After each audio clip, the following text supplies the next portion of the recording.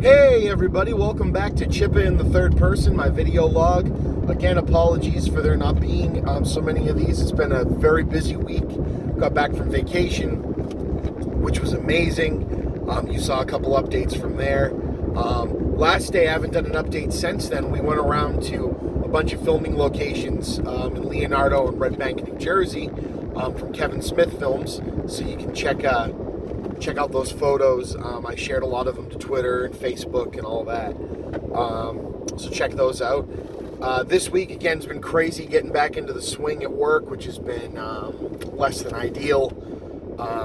But it's work. Hey, what are you going to do about it? Go home at the end of the day, it's over. That's the motto I'm trying to keep right now. But yeah, also been spending a lot of time this week preparing the final preparations for tomorrow, which is the live Talkbuster podcast recording in Salem, Massachusetts. Really, if you're able to get out for this thing, it would mean the world to me. This is a labor of love. This is something that I've been thinking about doing ever since I started the Chipman Brothers Tangent. I was doing some sort of live thing, which hopefully there'll be a live recording of that podcast, maybe at a con or something that Bob and I both go to. But when the Talkbuster kicked around, this idea popped into my head, and it's something that if this goes off well and we fine tune it, maybe it's something you guys would be interested in me doing more. So let me know in the comments section, and let me know on Twitter and everything else, or send an email to thechippamadethis@gmail.com. That's the Chippa, CHIPPA, madethis@gmail.com. Send some information along to there. But the idea is maybe I can do this in more towns. I'd like to do another one for Salem. I worked, with more than just this core group originally.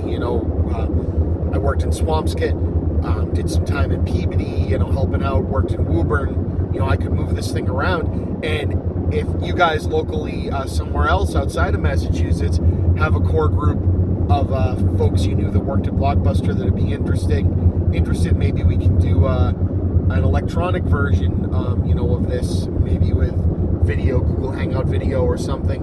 Or, hell, if I'm feeling inclined and you get those Patreon numbers up and this podcast takes off a little more than it already has, maybe I'll fly out somewhere and do one. Who knows?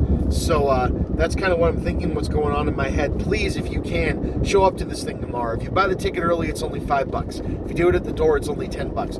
All of that money goes to the podcast. There's a fee to rent the room. It's not cheap. Again, I don't expect to make that money back off of this, or I would have charged more for the tickets. So anything that I get in, it's just my personal expenditure, and it's going to go to, producing this thing some more, because this is going to be a professionally recorded version of the show, multiple channels. It's going to be a hell of an editing endeavor, and there's going to be video. So this is going to be a good time. You don't just get a recording of the show, though, if you come out to this thing, guys. You get trivia to start it out. We're going to do kind of trivia when the doors open, as people are sitting down, to kind of get the mood set up. We're going to do a live recording of an episode of the show. I'm going to have 6 panel members, 6 people that I worked at the Blockbuster in Salem, Mass, because the idea is this is your, if you're from Salem, Mass, Blockbuster crew, not just any random people that you've never met before, but if you had rented at that store, you would have seen these people. That's the idea I'm going for there. But you're also going to get the very first public playing of Right Quote Wrong Movie. I've put that game I've been playing on the show onto actual cards, again, home printed version, but it's on cardstock, it's nice. We're going to play that with the crowd. It's going to be fun. And then we're going to do Q&A. So again, if you're listening to this, get your Q&A questions in. If you can't make it, send them to thechippamadethis@gmail.com. We'll work them in. I have a feeling breaking the ice with an audience to get up to a microphone and ask some questions might be kind of hard. So I'll start by asking the questions that you guys have sent in, or mix them in. So, I'm really freaking excited about this. Been making props, signs for the stage, and it'll be really cool. I'm very proud of it. I know being proud of something silly. That's not something that I'm making my career and money off of. Might seem weird to some people, but again, this is my outlet. This is my creative thing. I didn't know I needed this in my life. Again, I thank my brother Movie Bob for getting me started on this podcast addiction, and I thank you all for listening and coming along. I am absolutely friggin' psyched to do this tomorrow. And I really hope you guys can make it out. Again, I hope to pack the place. It would be awesome to pack the place.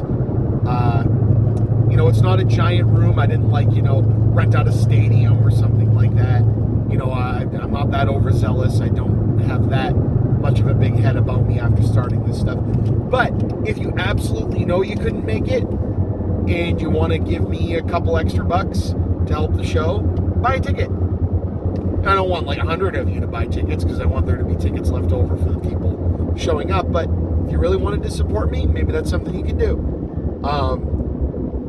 Hell, it'll be like a joke, oh, Disney buying out Captain Marvel, buy out the Chippa's podcast. But, you still bought the friggin' ticket.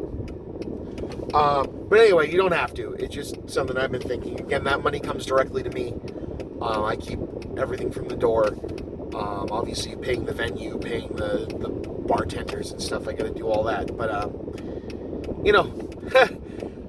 pretty excited. Also, got a sound guy is my friend from work who actually helped create the game. We created it on a lunch break one day.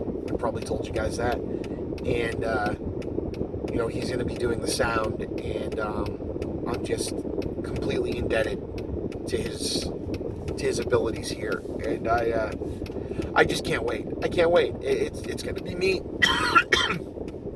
hanging out with some of my best friends in the world, talking about something we all love. And you guys just have to sit around and listen. Awkward.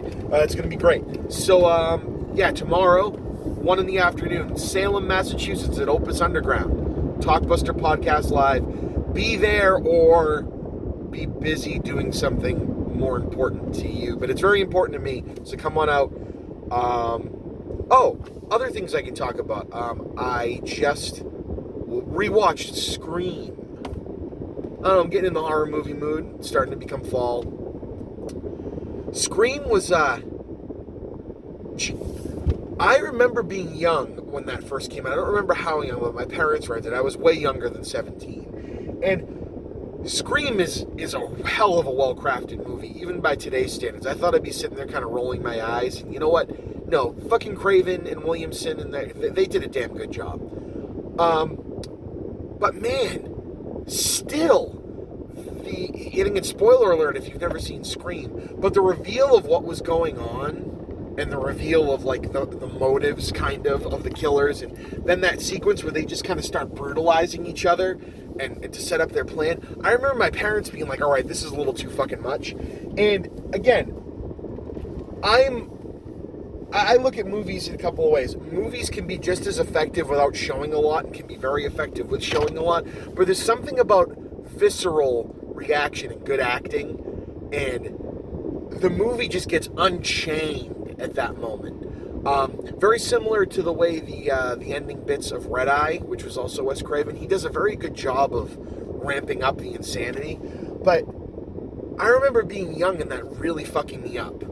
When the two killers, reveal themselves and then kind of start torturing everybody, and then go, okay, we got to make it look like, that this other guy was actually the killer, Sidney's dad. So they start stabbing each other, but not in vital organs. And then the other guy kind of gets cut a little too much, so he starts dying.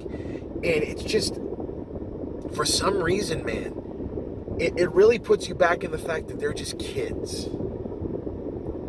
And I know that they were older than teenagers, but they're supposed to be teenagers. And there's an innocence even on the killer's side to okay, we fucked up. At that moment. That really resonated with me when I was younger. And it really takes it out of being a movie, which was the joke, into being real life trying to copycat a movie. I remember Scream 2, I got to go back and watch that, being similar. Just the violence and the visceralness of it all just ramped the fuck up. And, again, there's still silly stuff in there. It's a Wes Craven movie, for Christ's sakes. But I really, really dug watching it again. I recommend revisiting Scream, if you guys haven't yet. I'll probably be talking about horror movies on this a lot more, because, starting to dig back into them, but also want to make sure I save the ones that there'll be some surprise appearances for me on the Geeks Who Haunt show over at the Geeks with Shields podcast as well. So with that, I got to get to work. This has been the Chippa. I'll see you guys on the other side, and hopefully the other side is tomorrow at the Talkbuster Podcast Live. Rock on. Bye.